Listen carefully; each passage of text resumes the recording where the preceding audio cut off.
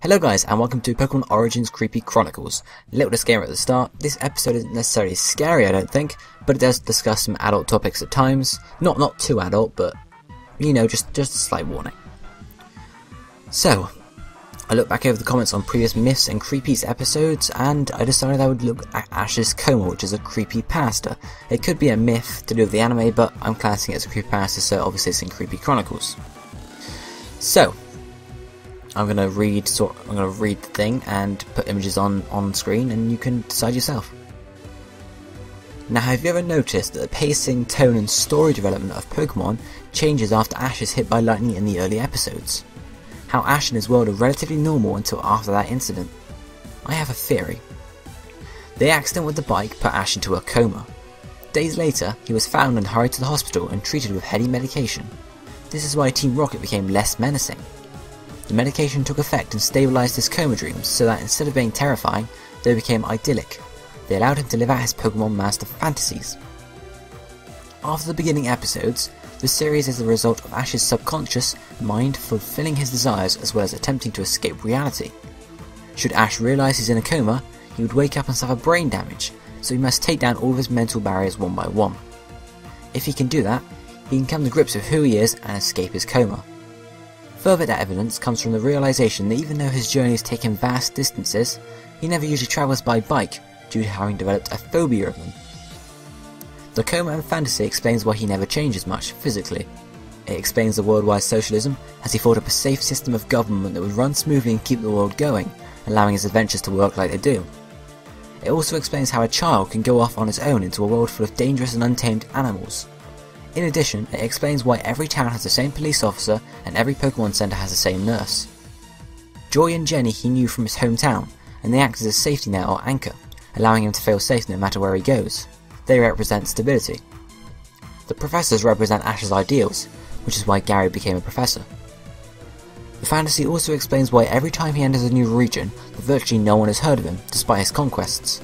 How else could Paul, the rival of the Sinnoh area, not know of someone who placed in at least the top 16 of all 3 leagues and destroyed the Orange League and Battle Frontier? Moving on to the characters close to him, Ash's travelling partners are aspects of him he can enjoy but cannot associate with himself. Brock is Ash's repressed sexuality. Ash fell into the coma a virgin and as such needing an outlet for his growing sexual frustrations. However, since he can never experience sex, Brock must never succeed. Brock's stay with Professor Ivy was an attempt by Ash's mind to suppress his sexuality. Brock isn't just a protection of Ash's sexuality, but also a projection of Ash's fatherly instincts. He leaves his siblings to journey with Ash because he can't cope with having that much responsibility.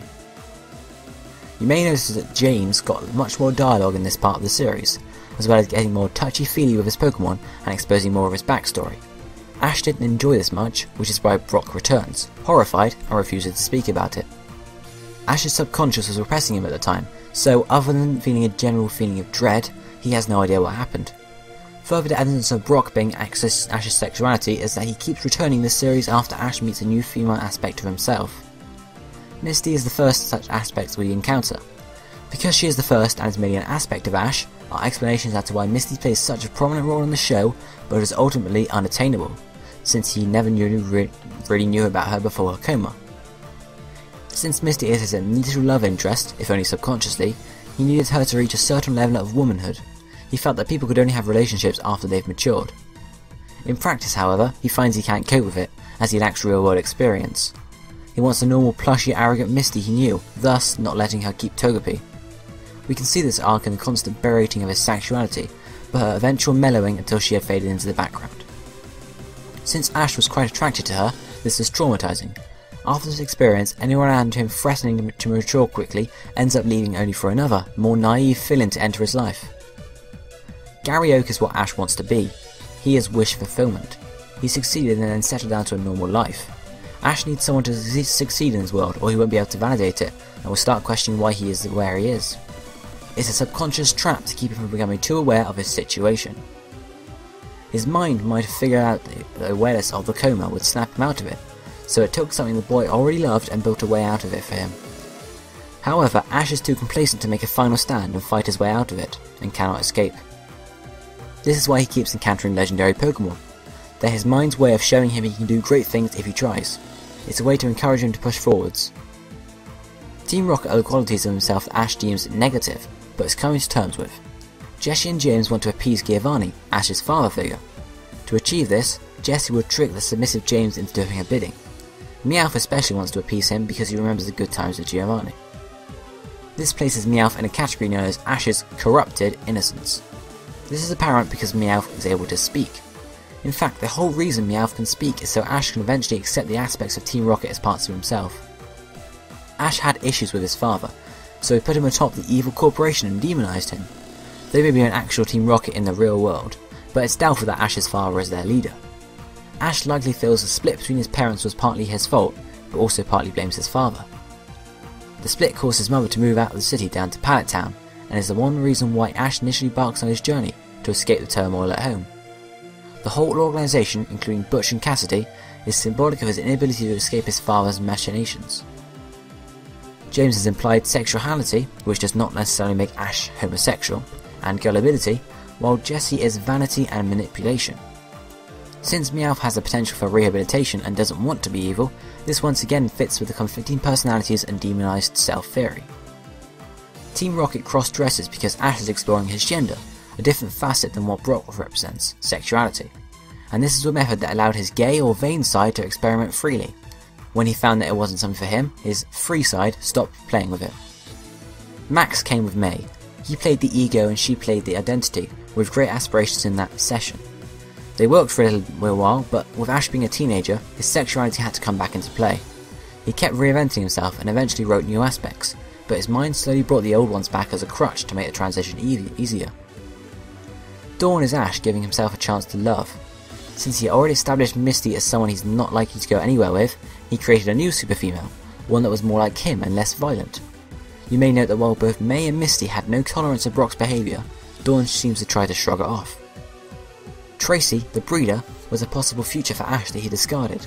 This future was one that he sent off to work with the Professor, Ash's ultimate ideal of a father figure, when Tracy disrupted the dynamic Ash had with his other possibilities. With Ash's mind fighting the Coma, and Ash viewing this person's companion, Tracy was quickly replaced with a more threatening rival. Pikachu represents Ash's humanity. This explains the episodes where they get separated and Ash desperately wants to find him, even to the point of working with Team Rocket, aspects of himself he would not normally ever associate with, but for some reason cannot. Team Rocket wants to steal Pikachu and hand him over to Giovanni. Jesse and James will always oppose Ash because he is terrified of the thought of his humanity lying in the hands of his father. However, this is the same reason he will work with those aspects of himself in order to save his humanity. Ash couldn't evolve Pikachu because that would mean challenging his concept of who he was, which wasn't something he was comfortable with while still working through his original issues. The narrator is Ash's higher mind, recapping and explaining the progress he's made and the tribulations he will face, allowing insight to how best to awaken him. Team Rocket's methods gradually become more and more ludicrous because Ash is only a child dreaming these things up. That is why Team Rocket's disguises are always believed. He knows it's them, at least on a subconscious level, but chooses to ignore it so he can better himself. In a sense, the Ash who wants to escape is sabotaging the Ash who wants to stay lost in his mind, so that there can be more conflict and hopefully an eventual escape. The escape is a consequence of coming to terms with who he is. As mentioned previously, Team Rocket are a method to Ash to deal with grounds he's uncomfortable with tackling on his own. You may recall that early in the show, there were animals and references to animals. For example, the fish in the aquarium of the Cerulean City Gym, or that the Pokédex lists Pikachu as rat-like. These animals don't matter to Ash's psyche, so don't come much into play. If Ash loved puppies, everything would be about different breeds of dogs and dogfighting circuit, but as the series goes on you see fewer realistic animals and more Pokemon. This could be a sign of Ash's mind deteriorating. As he's in the coma, he is losing concept of some animals and machinery and replacing them with Pokemon. It could explain things like electric Pokemon working as power generators. These are signs that his memory of the old world is slipping more and more as time goes by. The Pokemon realm will be idealized continuously the longer he has no stimulus from the real world. Ash may or may not be mentally deteriorating, but he is becoming more accustomed to his fake world's rules. The wild Pokemon are his rationalizations for the functioning of his created fantasy. It's the "a wizard did it" syndrome. If he doesn't know how it works, his mind says Pokemon. The Pokemon in Ash's team, however, serve the purpose of displaying his issues and aspects of himself. For example, Charmander represents his sex drive, not his sexuality like Brock. At first it's a cute, easy thing to control, but eventually becomes a raging inferno of disobedience since Ash has no real understanding of his sexuality, thus has no way to vent or keep it in check. Bulbasaur was his unwillingness to change, reflecting in when it declines to evolve and always decided to stay behind unless he battled it. Squirtle was his willingness to follow the lead of the others, as evidenced by the gang it ran with. Even though he ran the gang, they were viewed as one group, and Ash's subconscious gave him the strongest one. Butterfree was his crushing loneliness, which he dealt with when he released it to join a flock. His bird types are his recklessness, always willing to sacrifice something at a moment's notice for the win. When Ash is trading Pokemon, it's an attempt to push his own problems away on someone else. However, he quickly realises this and usually trades back very quickly. Not only are Ash's Pokemon a manifestation of different parts of himself, the Pokemon of other trainers are as well. Koffing and Ekans were symbolic of Team Rocket's willingness to change, hence their evolutions. Once his mind was able to overcome that roadblock and allow them to change once, it gave him the chance to truly change. An interesting note is that Pupitar is a rationalization. Pokemon are rival caught before they even met. Even Ash would become suspicious that everyone he met had no carryover Pokemon from previous places he had been to. Other trainers are more direct forms of his issues, ones he must either come to terms with or outright suppress. Gym leaders are more primary aspects of his personality, with each Pokemon being stronger than the last, to display a level of skill he could only be capable of if he gave into it.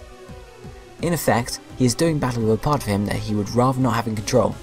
Originally, Ash had the battles, which evolved into team battles and contests. The explanation for this is that as issues became more and more complicated, and the means of dealing with them needed to be more complex. The fact that he uses issues he has already had dominated to win is a sign he's going stronger. Ash releases his Pokemon because his mind is forcing him to let go of them. The second he raises an overpowered team, a tournament comes up and, after fighting his way through it, he has to go to a new land for new challenges. However, with an overpowered team, there won't be any challenges or any way to further motivate him. The Ash that wants to stay in the Coma and keep journeying hands his solved issues over to Professor Oak so he can continue and overcome the unresolved ones. This is essentially his mind forcing him to deal with his issues.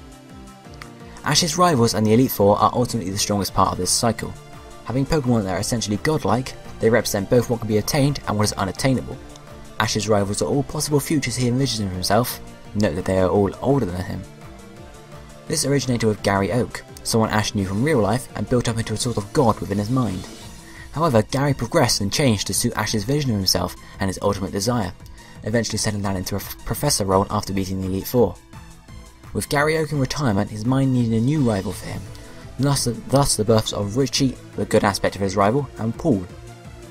Paul is his mind's last-ditch attempt to snap him out of it, to force Ash to actually come to terms that this perfect world is not the best option or path to waking up. Paul is Ash's shadow, one that wants to push on even harder and harder. He is the part of Ash that will stop at nothing to escape the Coma world.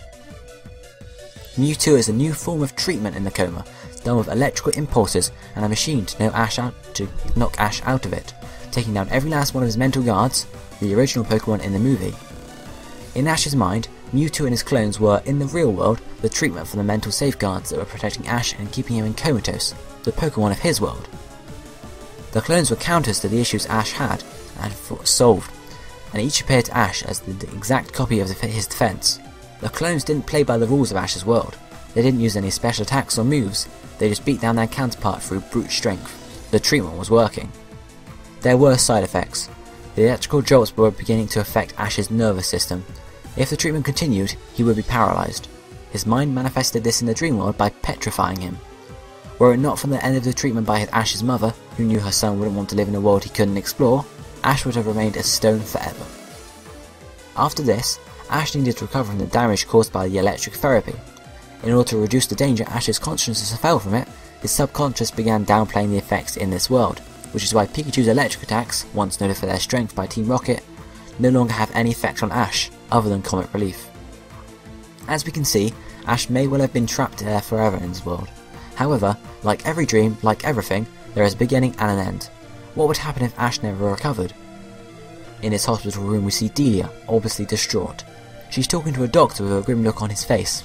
The man is saying their insurance is up, and the boy has had no change in brain activity for years. The shock of taking him off life support has a very small chance of awakening him. She tearfully agrees. Back in Ash's world, he has finally defeated the Elite Four, and one by one, the people around him disappear. Eventually, everything is black. Pikachu comes dashing towards him, glowing brighter and brighter in the darkness. Eventually, he reaches Ash, and the two embrace one last time. In the hospital room, his life signs fading, Ash mutters his final words. "I want to be the very best."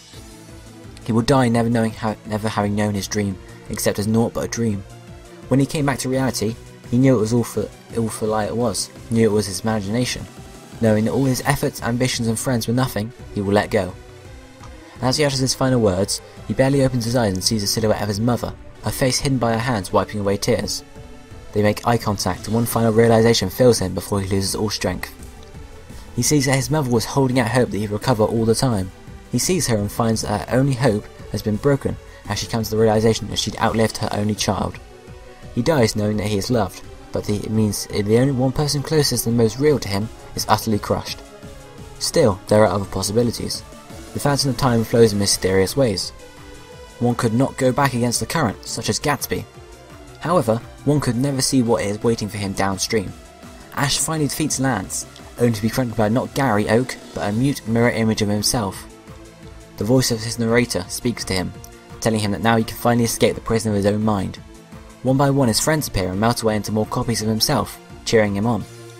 After a long, tough battle against himself with the assistance of all his Pokemon he had ever befriended, he jolts awake.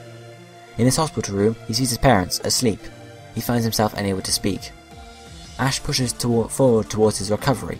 He goes for physical therapy, training harder and harder with rehabilitative Pokemon until he can walk again on his own.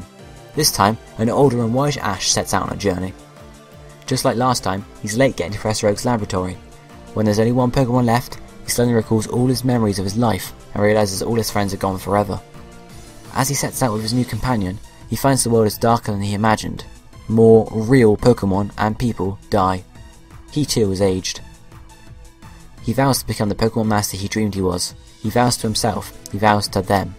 I will be the very best. Well, that was pleasant, wasn't it? So that's the story. Let's take a look and see if we can find maybe a bit of truth here.